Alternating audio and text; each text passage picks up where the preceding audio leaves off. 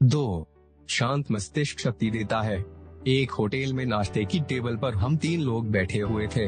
चर्चा का विषय यह था कि हमें रात को कैसी नींद आई, जो सचमुच बेहद महत्वपूर्ण विषय था।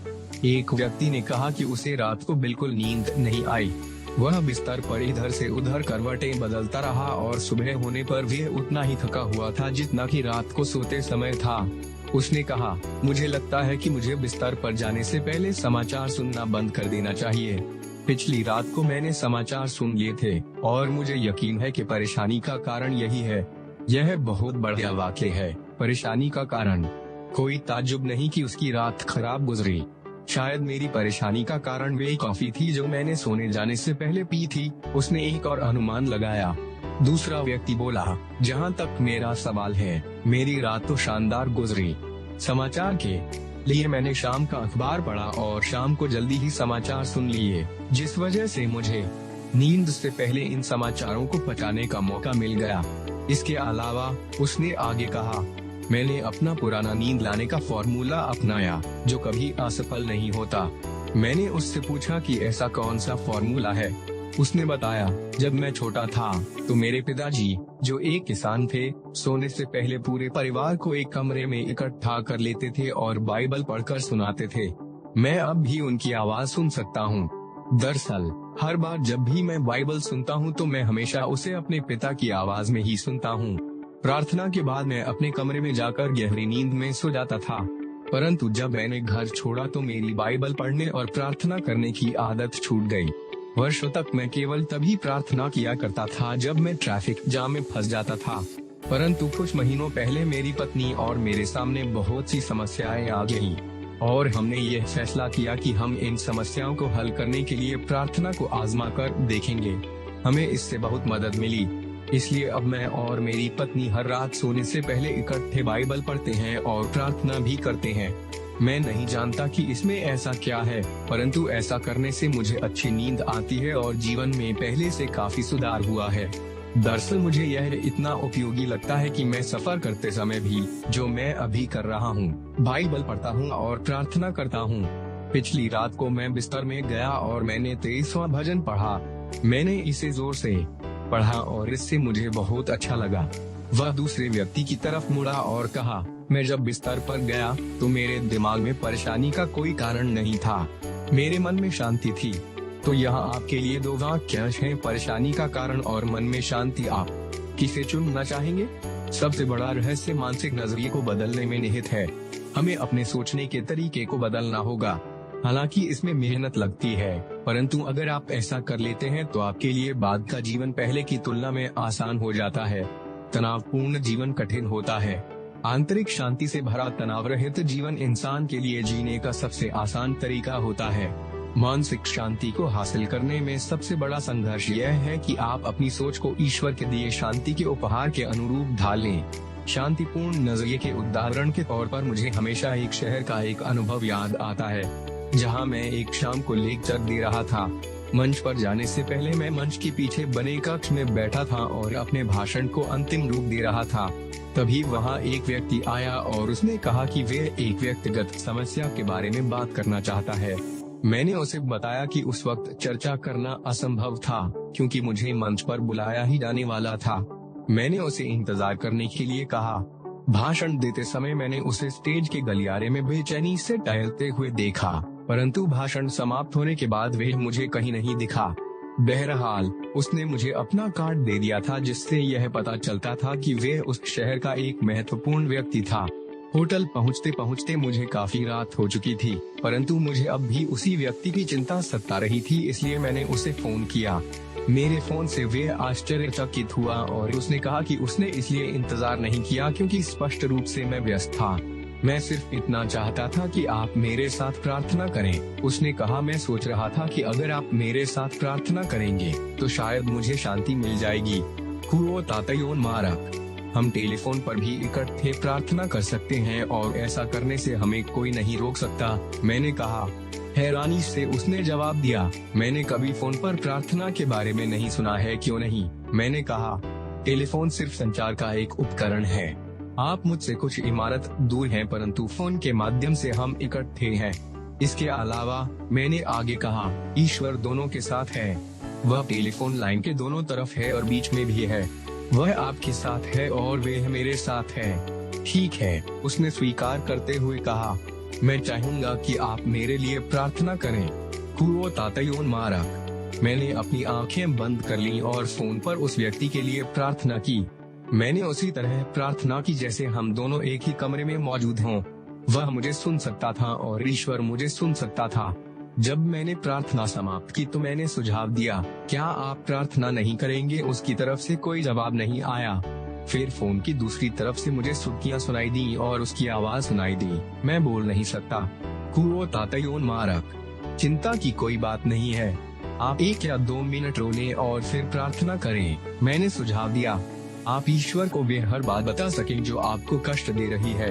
मैं समझता हूँ कि यह एक प्राइवेट लाइन है, परंतु अगर ऐसा नहीं भी है और कोई हमारी बात सुन भी रहा है तो भी इसमें कोई फर्क नहीं पड़ता। जहाँ तक किसी दूसरे व्यक्ति का ताल्लुक है, हम लोग सिर्फ 2 आवाजें हैं। कोई भी यह नहीं जान पाएगा कि यह आप और मैं हैं। कुओ तातयोन मारक। मेरे इस तरह उत्साह बढ़ाने के बाद उसने प्रार्थना करना शुरू की। पहले तो झिझकते हुए और बाद में भावावेग से उसने अपने दिल की सारी बातें उड़ेल दी और उसकी बातों में नफरत, कुंठा और असफलता भरी हुई थी। अंतर उसने दुख भरे स्वर में प्रार्थना करते हुए कहा, प्रिय यीशु, मैंने आज तक तुम्हारे लिए कुछ नहीं किया, इसलिए मैं तुमसे किस मुंह से मदद मांगूं? मुझे लगता है कि आप यह जानते हैं कि मैं किसी लायक नहीं हूँ, हालांकि मैं ऊपर से बहुत हिम्मत दिखाता हूँ। मैं इस सब से तंग आ गया हूँ। प्रिय यीशु, मेहरबानी करके मेरी मदद करें। कुओ तातयोन मारक। इसके बाद मैंने फिर प्रार्थना की और ईश्वर से उसकी प्रार्थना का जवाब देने के लिए कहा। फिर मैंने कहा, हे ईश्वर, फोन लाइन के दूसरी तरफ जो व्यक्ति है उसके सिर पर हाथ रखें और उसे शांति दें। उसकी मदद करें ताकि वह सिर झुकाकर आपकी शांति के उपहार को स्वीकार कर सके। फिर मैं रुका और काफी लंबे अंतराल के बाद मुझे उसकी आवाज सुनाई दी। मैं उसकी आवाज की उस टोन को कभी नहीं भूल पाऊंगा जब उसने कहा, मैं हमेशा इस अनुभव को याद रखूंगा और मैं चाहता हूं कि आप यह जाने कि कई महीनों बाद पहली बार मैं अंदर से साफ, सुखी और शांत महसूस कर रहा हूं। इस व्यक्ति ने शांतिपूर्ण मस्तिष्क को हासिल करने की एक आसान तकनीक का प्रयोग किया। उसने अपने मस्तिष्क को खाली कर दिया और उसे ईश्वर के उपहार के रूप में शांति प्राप्त हुई। जैसा एक डॉक्टर ने कहा, मेरे कई मरीजों में कोई शारीरिक गड़बड़ी नहीं होती, सिर्फ उनके विचार गड़बड़ होते हैं। इसलिए मैं उनमें से कई मरीजों को एक फेवरेट नुस्खा लिखता हूं, परंतु यह ऐसा नुस्खा नहीं है जिसे वे दवा की दुकान से खरीद सकते हैं। मैं जो दवा लिखता हूं, वह बाइबल की एक पंक्ति है। रोमन्स 12:21 में अपने मरीजों को यह पूरी पंक्ति लिखकर नहीं देता। मैं उनसे कहता हूं कि वे इसे बाइबल में खुद ढूंढें। यह पंक्ति यह है, अपने दिमाग को एक बार फिर नया करके खुद को बदल डालें। स्वस्थ और सुखी बनने के लिए उन्हें अपनी सोच को फिर से नया करना पड़ेगा। उन्हें अपने सोचने के नजरिए को बदलना पड़ेगा। जब वे इस नुस्खे के हिसाब से दवा लेते हैं तो सचमुच उन्हें मानसिक शांति मिल जाती है। इससे स्वास्थ्य और सुख की प्राप्ति में मदद मिलती है। कुओ तातयोन मारक। मानसिक शांति हासिल करने का मूलभूत तरीका है अपने मस्तिष्क को खाली करने का अभ्यास। इसे आगे आने वाले अध्याय में विस्तार से बताया जाएगा, परंतु मैं यहाँ पर आपको यह बताना चाहता हूँ कि मानसिक कथार्सिस या बुरी भावनाओं को बाहर निकालना बहुत महत्वपूर्ण होता है।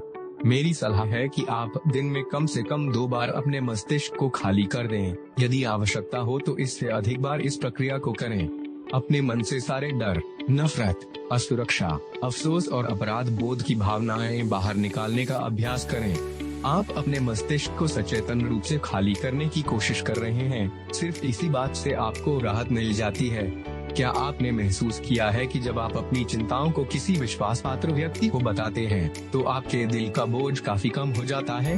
एक पादरी होने के नाते मैंने अक्सर यह देखा है कि लोगों के लिए यह बहुत महत्वपूर्ण होता है कि उनके पास कोई ऐसा व्यक्ति हो जिसमें वे सचमुच और पूरी तरह विश्वास कर सकें और वे उसे अपनी सारी चिंताएं बता सकें। मैंने होनोलुलु की हाल ही की समुद्री यात्रा में लुर लाइन जहाज के बोर्ड पर एक धार्मिक सभा आयोजित की। व्याख्यान के दौरान मैंने सुझाया कि जो लोग चिंताओं को ढोते ढोते परेशान हो चुके हैं, उन्हें इस जहाज की डेक पर खड़े होकर यह कल्पना करनी चाहिए कि वे अपने दिमाग से चिंता का हर विचार निकाल रहे हैं, इसे समुद्र की लहरों में फेंक रहे हैं और इसे गायब होते देख रहे हैं। यह एक बचकाना सा सुझाव लगता है, परंतु बाद में एक व्यक्ति उसी दिन मेरे पास आया और उसने मुझसे कहा, मैंने आपके सुझाव पर अमल किया और मैं आश्चर्यचकित हूँ कि इसने मुझे इतनी राहत दी। इस यात्रा के दौरान उसने कहा, मैं हर शाम सूर्यास्त के समय अपनी सारी चिंताओं को समुद्र की लहरों में फेंक कर डुबो दूंगा, जब तक कि मैं उन्हें अपनी चेतना से निकाल बाहर करने के मनोविज्ञान को विकसित न कर लूं। हर दिन मैं समय के महासमुद्र में उन्हें गायब होते देखूंगा। क्या बाइबल में नहीं लिखा है, जो पीछे छूट गया उसे भूल जाएं। जिस व्यक्ति को मेरा यह सुझाव आकर्षक लगा था, वह कोई अव्यावहारिक या अतिभावुक व्यक्ति नहीं था। इसके बजाय वह असाधारण मानसिक योग्यता का पुरुष था, जो अपने क्षेत्र में एक प्रसिद्ध लीडर था। परंतु ये ध्यान रखें, केवल मस्तिष्क को खाली करना ही काफी नहीं है। जब मस्तिष्क खाली हो जाएगा तो कोई न कोई चीज तो अंदर आएगी। मस्तिष्क में लंबे समय तक वैक्यूम की स्थिति नहीं रह सकती। यह संभव ही नहीं है कि आपका मस्तिष्क हमेशा खाली ही बना रहे। मैं यह स्वीकार करता हूँ कि कई लोग यह असंभव सा दिखने वाला काम भी कर दिखाते हैं, परंतु ज्यादातर लोगों के लिए यह संभव नहीं होता। अगर आप अपने मस्तिष्क में कुछ नया नहीं भरेंगे, तो एक बार फिर से वही पुराने दुखद विचार आपके मस्तिष्क के दरवाजे से भीतर घुसने की कोशिश करेंगे, जिन्हें आपने वहां से निकाल फेंका था। इसे रोकने के लिए अपने मस्तिष्क में तत्काल रचनात्मक और स्वस्थ विचार भर लें। फिर जब आपके पुराने डर, नफरत और चिंताएं, जो आपको लंबे समय से सताते आ रहे थे, एक बार फिर सताने की कोशिश करेंगे, तो वे देखेंगे कि आपके मस्तिष्क के दरवाजे पर एक बोर्ड लगा है, जगह नहीं है।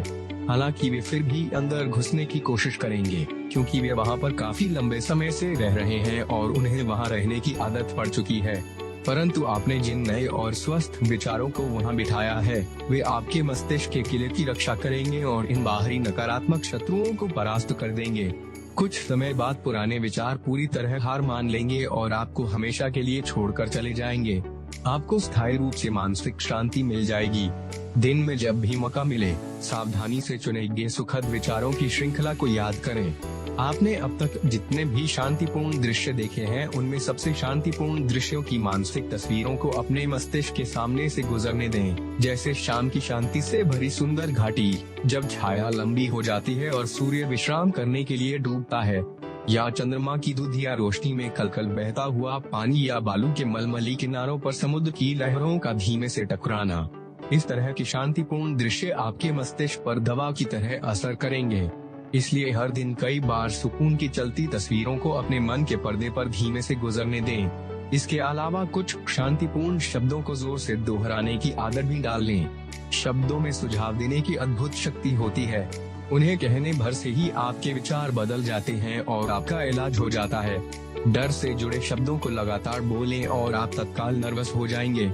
इससे आपको शायद पेट की गहराई में डूबने की अनुभूति हो सकती है, जो आपके पूरे शारीरिक तंत्र को प्रभावित करेगी।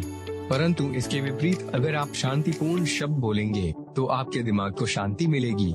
शांति एक ऐसा ही शब्द है। इसे कई बार धीमे धीमे दोहराएं। इस शब्द को बोलने भर से ही आपको शांति मिल जाती है। एक और उपचारक शब्द है आराम। इसे बोलते समय मन में आराम की तस्वीर बनाएं। इसे धीमे धीमे दोहराएं और उसी मूड में आ जाएं, जिस मूड का प्रतीक यह शब्द है। जब इस तरीके से हम शब्दों का प्रयोग करते हैं, तो उनमें हमारा उपचार करने की शक्ति आ जाती है। कविता या बाइबल की कोई पंक्ति भी इस काम में हमारी मदद कर सकती है। मेरे एक परिचित ने कार्ड पर शांति को अभिव्यक्त करने वाले असामान्य कोटेशन लिखने की आदत से अद्भुत मानसिक शांति हासिल की। वह अपने पर्स में हर समय एक कार्ड रखता है और उसे समय समय पर निकाल कर देखता रहता है, जब तक कि वह कोटेशन उसे याद ना हो जाए। वह कहता है कि इस तरह का हर विचार जिसे अवचेतन में डाला जाता है, उसके मस्तिष्क में शांति का मरहम लगा देता है। शांतिपूर्ण अवधारणा सचमुच चिंता के विचारों पर मरहम का काम करती है। उसके द्वारा उपयोग में लाया गया एक कोटेशन 16वीं शताब्दी के एक चिंतक का है। किसी चीज से परेशान मत होना, किसी चीज से मत डरना, हर चीज गुजर जाती है सिवाय ईश्वर के, केवल वही काम आएगा। बाइबल के शब्दों में उपचार की काफी शक्ति है। उन्हें अपने दिमाग में भर लें, उन्हें अंदर तक जाने दें, अपनी चेतना के गहनतम स्तरों में घुल जाने दें। आप पाएंगे कि आपके समूचे मानसिक जगत में जैसे शांति का मरहम लगा दिया गया हो। यह बहुत ही आसान तरीका है। मानसिक शांति हासिल करने का इससे प्रभावी तरीका दूसरा नहीं है। एक सेल्समैन ने मुझे एक घटना सुनाई जो मिड वेस्टर्न होटल के एक कमरे में घटी। वह किसी कॉन्फ्रेंस में कुछ बिजनेसमैन दोस्तों के साथ बैठा हुआ था। एक व्यक्ति बहुत तनाव में दिख रहा था। वह नर्वस, झगड़ालू, परेशान था। वहीं बैठा हर व्यक्ति उसे अच्छी तरह जानता था और सबको साफ नजर आ रहा था कि वह बहुत नर्वस था। परंतु आखिरकार उसकी चिड़चिड़ाहट से हर व्यक्ति परेशान हो गया। जल्द ही उस नर्वस व्यक्ति ने अपना बैग खोला और अंदर से अरुचिकर दिखने वाली दवा की एक बड़ी बोतल निकाली और उसमें से गिलास में बहुत सी दवा डाल ली। जब उससे पूछा गया कि यह कौन सी दवा है तो उसने कहा, यह दवा मेरी के लिए है। मुझे लगता है कि मैं बिखरने और टूटने ही वाला हूँ। मैं जितने तनाव में हूँ उसमें कोई ताज्जुब नहीं कि मैं पागल हो जाऊं। मैं कोशिश करता हूँ कि यह दूसरों को नजर न आए, परंतु मुझे लगता है कि आप लोगों ने भी यह भांप लिया होगा कि मैं नर्वस हूँ। मुझे इस दवा को लेने की सलाह दी गई थी और हालांकि मैं इसकी कई बोतलें पी चुका हूँ, परंतु मेरी हालत में जरा सा भी सुधार नहीं हुआ है। बाकी के लोग हंसे। फिर उनमें से एक ने दयालुता भरे स्वर में कहा, बिल, मैं यह तो नहीं जानता कि तुम कौन सी दवा ले रहे हो सकता है कि यह सही हो, शायद यह सही होगी, परंतु मैं तुम्हारी नज़र के लिए तुम्हें एक ऐसी दवा दे सकता हूँ जो इस दवा से निश्चित रूप से बेहतर होगी। मैं जानता हूँ क्योंकि मैं इसी दवा से ठीक हुआ हूँ और मेरी हालत तो तुमसे भी खराब थी। कुओ तातयोन मारक उस दवा का नाम है? नर्वस व्यक्ति ने पूछा। दूसरे व्यक्ति ने अपने बैग में हाथ डाला और उसमें से एक पुस्तक निकाली। उस दवा का नाम है बाइबल। मुझे पूरा विश्वास है कि यह तुम्हारा इलाज कर देगी। हालांकि तुम्हें अजीब लगेगा कि मैं अपने बैग में बाइबल लेकर चलता हूँ, परंतु मैं इस बात की परवाह नहीं करता कि लोग इस बारे में क्या सोचते हैं। मुझे इसमें जरा भी शर्म नहीं आती। मैं पिछले 2 सालों से बाइबल लेकर चल रहा हूँ। मैंने इसमें ऐसे प्रसंगों पर निशान लगा रखे हैं जिन्हें पढ़ने से मुझे मानसिक शांति मिलती है। इससे मेरा भला हुआ है और मुझे लगता है कि इससे तुम्हारा भी भला होगा। क्यों न एक बार कोशिश करके देखा जाए? बाकी लोग रुचि के साथ इस असामान्य चर्चा को सुन रहे थे। नर्वस व्यक्ति अपनी कुर्सी में नीचे धंस गया था। यह देखते हुए कि उसकी बातों का लोगों पर प्रभाव पड़ रहा था, वक्ता ने आगे कहा, मुझे एक रात को एक होटल में अजीब अनुभव हुआ जिससे मुझे बाइबल पढ़ने की आदत पड़ गई। मैं बहुत ही तनावपूर्ण स्थिति में था। मैं बिजनेस टूर पर था और एक शाम को जब मैं अपने कमरे में आया तो बहुत ही नर्वस था। मैंने कुछ पत्र लिखने की कोशिश की, परंतु उस काम में मेरा मन नहीं लग रहा था। मैं कमरे में इधर से उधर टहलता रहा। मैंने अखबार पढ़ने की कोशिश की, परंतु इससे मैं और झंझला गया। इसलिए मैंने फैसला किया कि मैं नीचे जाकर एक पैग मार्च लूं, कुछ ऐसा ताकि मैं खुद से दूर चला जाऊं। ड्रेसिंग टेबल के पास खड़े खड़े मेरी निगाह वहां रखी बाइबल पर पड़ी। मैंने होटल के कमरों में इस तरह की कई बाइबल देखी थी, परंतु मैंने कभी उसमें से किसी को भी नहीं पढ़ा था। बहरहाल मुझे किसी शक्ति ने प्रेरित किया और मैंने उसे खोला। मैंने जिस पन्ने को खोला था उसमें भजन थे और मैंने उस भजन को पढ़ना शुरू किया। मुझे याद है कि मैंने एक भजन तो खड़े खड़े ही पढ़ डाला। फिर मैं बैठ गया और मैंने एक और भजन को पढ़ा। मेरी रुचि जाग गई थी, परंतु निश्चित रूप से मुझे घोर आश्चर्य भी हुआ था। मैं और बाइबल पढ़ रहा था। यह तो हंसने लायक बात थी, परंतु मैं बाइबल पढ़ता रहा। कुओ तातयोन मारक। जल्द ही मैं 23वें भजन पर आया। इसे मैंने बचपन में संडे स्कूल में सीखा था और मुझे आश्चर्य हुआ कि अब भी मुझे इसका ज्यादातर हिस्सा याद था। मैंने इसे कई बार गाने की कोशिश की, खास तौर पर वे एक पंक्ति जिसमें लिखा है, वह मुझे शांत जल के किनारे ले जाता है, वह मेरी आत्मा को स्वस्थ करता है। मैं इस पंक्ति को पंसद करता हूँ। एक तरीके से इसने काम कर दिखाया। मैं इसे वहाँ पर बार बार दोहराता रहा और वे अगली चीज जिसके बारे में मैं जानता हूँ यह थी कि मैं जाग गया। स्पष्ट रूप से मैं सो गया था और मुझे गहरी नींद आई थी। मैं सिर्फ 15 मिनट सोया था, परंतु जागने पर मैं इतना तरोताजा था कि मानो मैंने एक रात की गहरी नींद ले ली थी। मैं अब भी पूरी तरोताजगी की वे अद्भुत भावना याद कर सकता हूँ। फिर मैंने महसूस किया कि मैं शांत अनुभव कर रहा था और मैंने अपने आप से कहा, क्या यह अजीब नहीं है? मेरे साथ क्या गड़बड़ है जो मैंने इतनी अद्भुत चीज से अपने आप को वंचित रखा? तो उस अनुभव के बाद उसने कहा, मैंने एक बाइबल खरीदी, एक छोटी सी बाइबल जिसे मैं अपने बैग में रख सकता था और तब से मैं इसे हमेशा अपने साथ ही रखता हूँ। मैं बिल्कुल सच कह रहा हूँ कि मैं इसे पढ़ना पसंद करता हूँ और अब मैं उतना नर्वस नहीं हूँ जितना पहले हुआ करता था। उसने आगे कहा, इसे आजमा कर देखो बिल। शायद यह तुम्हारे काम आ जाए। नर्वस व्यक्ति यानी कि बिल ने कोशिश की और वह लगातार कोशिश करता रहा। उसने बताया कि पहले तो उसे यह काम थोड़ा अजीब और कठिन लगा और वह बाइबल को चोरी छिपे पढ़ा करता था ताकि कोई देख न ले। वह नहीं चाहता था कि उसे धार्मिक समझा जाए, परंतु अब वह बाइबल को ट्रेन या हवाई जहाज या किसी भी जगह पढ़ सकता है और ऐसा करने से उसे बहुत ज्यादा फायदा हुआ है। अब मुझे नर्व मेडिसिन लेने की कोई जरूरत नहीं रह गई है, उसने घोषणा की। यह योजना बिल के मामले में काम कर गई। अब वह पहले से अधिक मिलनसार हो गया है। उसकी भावनाएं नियंत्रण में हैं। इन दो लोगों ने यह पाया कि मन की शांति हासिल करना कठिन नहीं है। आप सिर्फ अपने मस्तिष्क में ऐसे विचार भर लेते हैं जो इसे शांत बनाते हैं। अगर आप शांत मस्तिष्क चाहते हैं तो आपको सिर्फ इसमें ऐसे विचार भरने होंगे जो शांति से भरे हों। यह इतनी आसान सी बात है। मानसिक शांति का नजरिया हासिल करने के और भी कई प्रैक्टिकल तरीके हैं। एक तरीका है आपकी चर्चा के माध्यम से। हम किस तरह के शब्दों का प्रयोग करते हैं और हम उन्हें किस टोन में बोलते हैं, इससे भी हम अपने आप को नर्वस, तनावपूर्ण या विचलित बना सकते हैं। हमारे बोलने की वजह से हमें नकारात्मक या सकारात्मक परिणाम मिल सकते हैं। अपने शब्दों से हम शांति भी हासिल कर सकते हैं। शांति हासिल करने के लिए मृदुता से बोलें।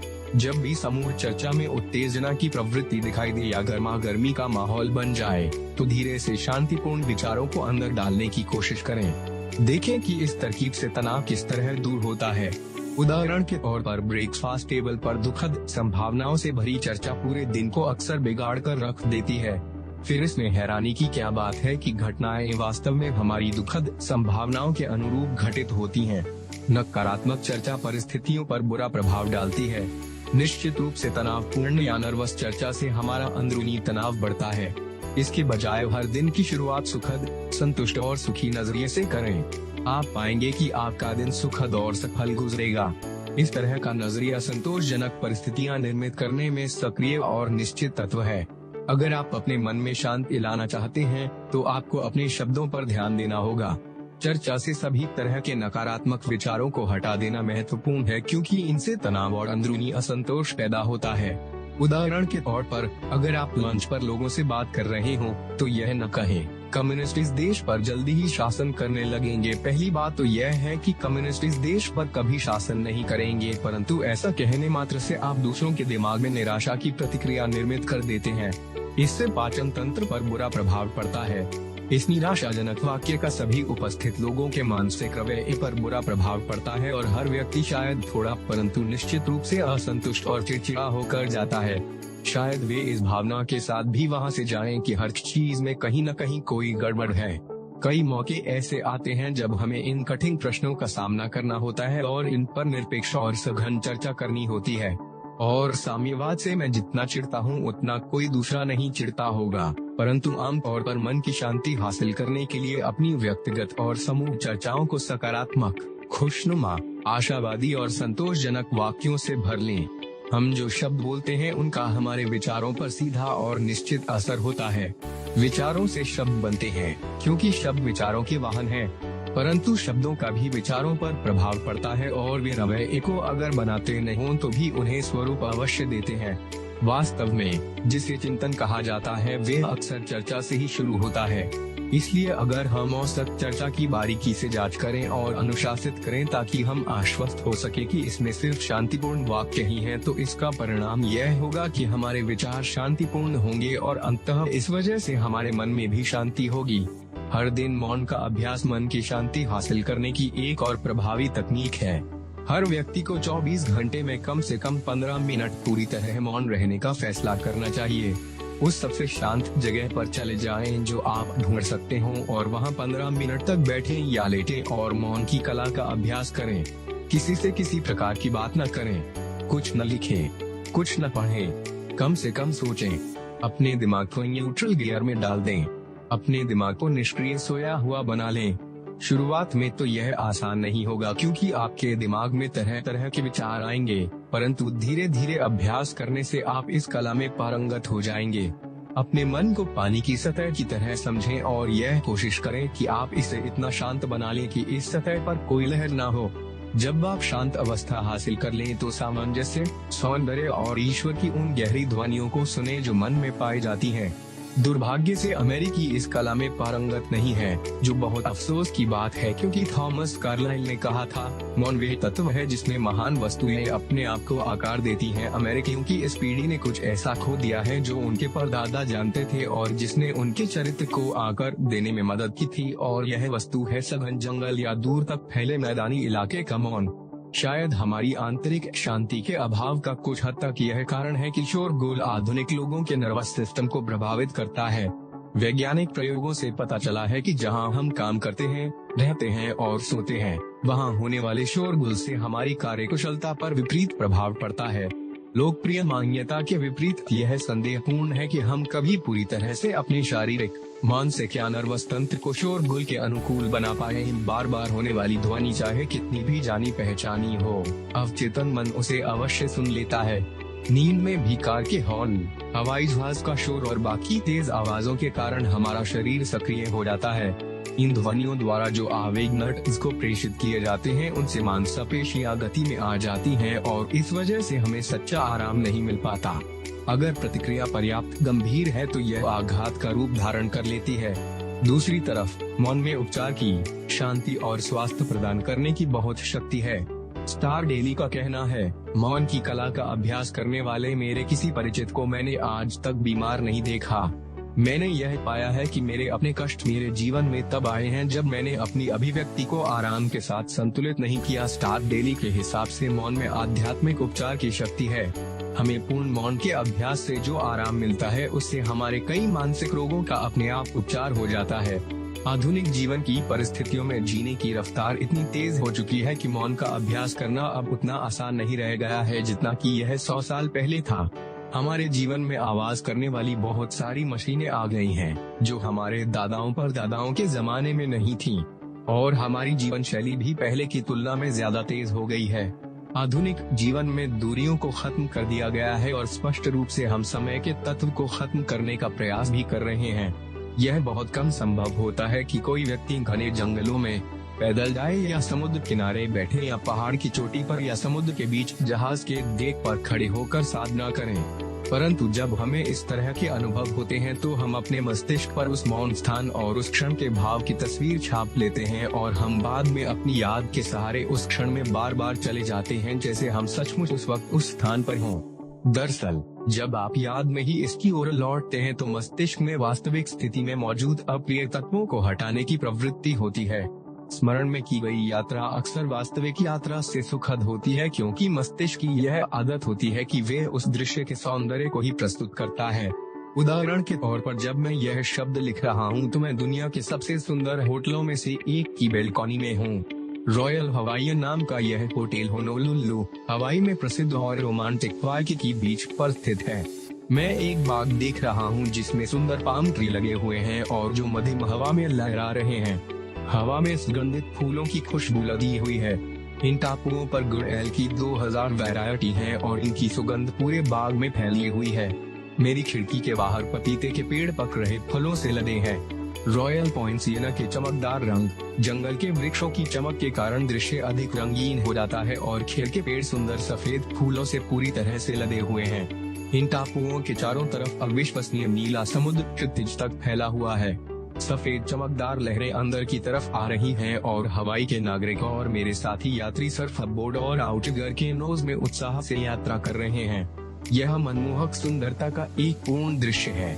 जब मैं यहाँ बैठकर शांत मस्तिष्क में उत्पन्न शक्ति के बारे में लिख रहा हूँ तो इस दृश्य का मुझ पर अवर्णनीय उपचारक प्रभाव पड़ रहा है। जिन सतत जिम्मेदारियों के बीच मैं आमतौर पर रहता हूँ वे अब बहुत दूर नजर आती हैं। हालांकि मैं लेक्चर्स की एक श्रृंखला के लिए और यह पुस्तक लिखने के लिए हवाई आया हूँ, फिर भी इस स्थान की शांति मेरे चारों तरफ है। परंतु मुझे एहसास है कि जब मैं 5000 मील दूर न्यूयॉर्क में अपने घर लौट जाऊंगा तो मैं इस सौंदर्य के सुख को सचमुच भोग सकूंगा जिसे मैं अभी देख रहा हूँ। यह मेरी याद में अमूल्य वस्तु की तरह में रखा रहेगा, जिसकी तरफ मेरा मन आगे आने वाले व्यस्त दिनों में बार बार भागेगा। अक्सर जब मैं इस सुंदर स्थान से दूर चला जाऊंगा तो मैं स्मरण शक्ति के सहारे वाकई के इस पाम ट्री की पंक्तियों वाले और फेन भरे बीच में शांति प्राप्त कर लूंगा। अपने मस्तिष्क को अधिक से अधिक शांतिपूर्ण अनुभवों से भर लें, फिर योजना बनाकर उनकी यादों में यात्रा करें। आपको जान लेना चाहिए कि शांत मस्तिष्क बनाने का सबसे आसान तरीका शांत मस्तिष्क की रचना करना है। यह अभ्यास से संभव है, जिसमें आपको कुछ आसान सिद्धांतों पर अमल करने की जरूरत है जिन्हें यहाँ बताया गया है। मस्तिष्क तत्काल शिक्षा और अनुशासन पर प्रतिक्रिया करता है। आप अपने मस्तिष्क से जो चाहे वह दोबारा मांग सकते हैं और वह इसे आपको सौंप देगा, परंतु याद रखें मस्तिष्क केवल वही चीज दोबारा दे सकता है जो इसे पहली बार में दी गई थी। अपने विचारों को शांतिदायक अनुभवों, शांतिदायक शब्दों और विचारों से सराबोर कर लें और अंत में आपके पास शांति देने वाले अनुभवों का एक गोदाम होगा जिससे आप अपने मन को ताज़ा और नया कर सकें। यह शक्ति का एक बहुत बड़ा स्रोत होगा। मैंने एक मित्र के साथ एक रात गुजारी जिसका घर बहुत सुंदर था। हमने एक अद्भुत और रोचक डाइनिंग रूम में नाश्ता किया। चारों दीवारों पर एक सुंदर म्यूरल पेंटिंग है जिसमें उस देहाती इलाके के चित्र हैं जिनमें मेरा मेजबान बचपन में बड़ा हुआ था। यह सुंदर पहाड़ियाँ, शांत वादियों और गीत गाती हुई नदियों का विहंगम दृश्य था। नदियाँ साफ और चमकदार थीं और चट्टानों के ऊपर से उछलती हुई जा रही थीं। घुमावदार सड़कें सुंदर जंगलों के बीच से लहराती हुई जा रही थीं। छोटे छोटे घर इस दृश्य में बिंदुओं की तरह दिख रहे थे। बीच में एक सफेद चर्च था जिसके ऊपर एक ऊंची मीनार थी। जब हम नाश्ता कर रहे थे तो मेरे मेजबान ने अपने बचपन के इस इलाके के बारे में बात की और दीवार के चारों तरफ पेंटिंग में रुचि के कई बिंदु दिखाए। फिर उसने कहा, अक्सर जब मैं डाइनिंग रूम में बैठता हूँ तो मैं अपनी याद में इस बिंदु से उस बिंदु तक जाता हूँ और पुराने दिनों को फिर से जीता हूँ। उदाहरण के तौर पर मुझे याद है कि मैं उस गली में बचपन में नंगे पैर चला करता था और किस तरह धूल मेरे पैरों के बीच में महसूस होती थी। मुझे याद है कि मैं गर्मी की दोपहर में नदी में फिशिंग किया करता था और ठंड के दिनों में उन पहाड़ियों पर जाया करता था। बचपन में मैं उस चर्च में जाया करता था। उसने मुस्कुराते हुए कहा, मैंने उस चर्च में कई लंबे उपदेश सुने हैं, परंतु मैं आज भी लोगों की दयालुता और उनके जीवन की संजीदगी के प्रति कृतज्ञ हूँ। मैं यहाँ बैठकर और उस चर्च को देखकर उन भजनों की याद कर सकता हूँ जो मैं वहाँ पर अपने माता पिता के साथ में इकट्ठे बैठकर सुने थे। मेरे माता पिता काफी समय पहले उसी चर्च के कब्रिस्तान में दफन कर दिए गए हैं, परंतु अपनी याद में मैं उनकी कब्र के पास पहुंच जाता हूं और उन्हें मुझसे उसी तरह बात करते हुए सुनता हूं जिस तरह पुराने दिनों में हुआ करता था। मैं बहुत थक जाता हूं और कई बार मैं नर्वस और तनावपूर्ण हो जाता हूं। यहाँ बैठने और पुराने समस्या रहित सुखद दिनों में वापस लौटने से मुझे काफी मदद मिलती है। इससे मेरे अंदर कुछ हो जाता है, इससे मुझे शांति मिलती है। शायद हम सब अपने डाइनिंग रूम की दीवारों पर इस तरह की पेंटिंग नहीं करवा सकते, परंतु आप अपने मस्तिष्क की दीवारों पर चारों तरफ इसे जरूर लगा सकते हैं। आपके जीवन के सबसे सुंदर अनुभवों की तस्वीरें, उन विचारों में समय बिताएं जो इन तस्वीरों द्वारा सुझाए जाते हैं। चाहे आप कितने भी व्यस्त हो या आपकी जिम्मेदारियां कितनी भी ज्यादा हो, यह आसान परंतु अद्भुत अभ्यास जो कई मामलों में सफल सिद्ध हुआ है, आपके लिए लाभदायक होगा। शांत मन को प्राप्त करने का यह आसान तरीका है जिस पर अमल करना भी आसान है। आंतरिक शांति के मामले में एक तत्व का उल्लेख करना आवश्यक है क्योंकि यह महत्वपूर्ण है। अक्सर मैं पाता हूं कि जो लोग आंतरिक शांति की कमी का अनुभव करते हैं वे आत्मदंड के तंत्र के शिकार होते हैं। जीवन में उन्होंने कभी कोई पाप किया है और उसका अपराध बोध उन्हें सताता रहता है। उन्होंने गंभीरता से ईश्वर से माफी मांगी है और ईश्वर हर उस व्यक्ति को हमेशा माफ कर देता है जो सच्चे दिल से माफी मांगता है। बहरहाल, मानवीय मस्तिष्क के अंदर एक अजीब सी प्रवृत्ति होती है जिसके कारण कई बार इंसान खुद को माफ नहीं कर पाता। उसे लगता है कि उसे दंड मिलना चाहिए और इसलिए वह लगातार उस दंड की आशा करता रहता है। इसका परिणाम यह होता है कि उसे हमेशा डर बना रहता है कि कुछ बुरा होने वाला है। इन परिस्थितियों में शांति प्राप्त करने के लिए वह अपने काम की गहनता को बढ़ा लेता है। उसे लगता है कि कड़ी मेहनत से उसका अपराध बोध कम हो जाएगा। एक डॉक्टर ने मुझे बताया कि उसके सामने कई नर्वस ब्रेकडाउन के केस आए जिनका कारण अपराध बोध था, जिसे कम करने के लिए मरीज बहुत ज्यादा काम कर रहा था। मरीज अपने ब्रेकडाउन का कारण ज्यादा काम बताता था, वह अपराध बोध का जिक्र नहीं करता था। परंतु डॉक्टर ने कहा, अगर उनका अपराध बोध पूरी तरह समाप्त हो गया होता तो यह लोग ज्यादा काम से बीमार नहीं हुए होते। इन परिस्थितियों में मन की शांति तभी संभव है जब इस अपराध बोध और इसके कारण उत्पन्न होने वाले तनाव को ईसा मसीह की उपचारक पद्धति द्वारा दूर किया जाए। मैं कुछ दिन शांति से लेखन कार्य करने के लिए एक रिजॉर्ट होटल में गया। वहाँ पर मुझे न्यूयॉर्क का एक व्यक्ति मिला जिसे मैं कुछ जानता था। वह बहुत दबाव में रहने वाला, बहुत मेहनत करने वाला और बेहद नर्वस बिजनेस एग्जीक्यूटिव था। वह डेक चेयर पर धूप में बैठा हुआ था। उसके आमंत्रण पर मैं भी उसके पास बैठ गया और उससे बात करने लगा। मुझे खुशी है कि आप इस सुंदर स्थान पर आराम कर रहे हैं, मैंने कहा। उसने जवाब दिया, मेरे यहाँ रहने का कोई कारण नहीं है। घर पर मेरे पास ढेर सारा काम पड़ा हुआ है। मैं बहुत दबाव में हूँ। काम का असर मेरे जीवन पर हुआ है। मैं नर्वस हूँ और मुझे नहीं आती। मैं चौंक जाता हूँ। मेरी पत्नी ने दबाव डाला कि मैं यहाँ 1 सप्ताह के लिए आ जाऊँ। डॉक्टर का कहना है कि अगर मैं सही तरीके से सोचने लगूंगा और आराम से रहने लगे तो मेरे साथ कोई दिक्कत नहीं है। परंतु दुनिया में आप ऐसा कैसे कर सकते हैं? उसने चुनौती दी। फिर उसने मुझे एक करुण निगाह से देखा। डॉक्टर, उसने कहा, मैं अगर शांत हो सकूं तो मैं इसके लिए कुछ भी देने के लिए तैयार हूं। दुनिया में किसी भी चीज से अधिक मैं मन की शांति चाहता हूं। हमने कुछ बातें की और चर्चा में यह सामने आया कि वह हमेशा इस चिंता में रहता था कि कुछ बुरा होने वाला है। वर्षों तक उसने किसी बुरी घटना की प्रत्याशा में जीवन गुजारा है और उसे लगातार यह डर रहा कि उसकी पत्नी या उसके बच्चों या उसके घर के साथ कुछ बुरा होने वाला है। उसके प्रकरण का विश्लेषण कठिन नहीं था।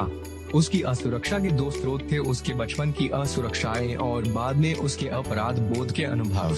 उसकी माँ हमेशा सोचा करती थी, कुछ बुरा होने वाला है, और उसने अपनी माँ की चिंता की भावनाओं को आत्मसात कर लिया था। बाद में उसने कुछ पाप किए और उसके अवचेतन मस्तिष्क ने आत्मदंड पर जोर दिया। वह आत्मदंड के तंत्र का शिकार बन गया। इस दुखद संयोग की वजह से मैंने इस दिन उसे नर्वस प्रतिक्रिया की उत्तेजित अवस्था में देखा। हमारी चर्चा समाप्त होते समय मैं उसकी कुर्सी के पास 1 मिनट खड़ा रहा। हमारे आसपास कोई नहीं था, इसलिए मैंने थोड़ा हिचकिचाते हुए सुझाव दिया, क्या आप चाहेंगे कि मैं आपके साथ प्रार्थना करूं? उसने सिर हिलाया और मैंने उसके कंधे पर हाथ रखकर प्रार्थना की। प्रिय यीशु, जैसे तुमने बहुत पहले लोगों का उपचार किया था और उन्हें शांति दी थी, वैसे ही अब इस व्यक्ति का उपचार करो। इसे पूरी तरह क्षमादान दो। अपने आप को माफ करने में इसकी मदद करो। इसे इसके पापों से मुक्त कर दो और इसे जान लेने दो कि तुमने इसे माफ कर दिया है।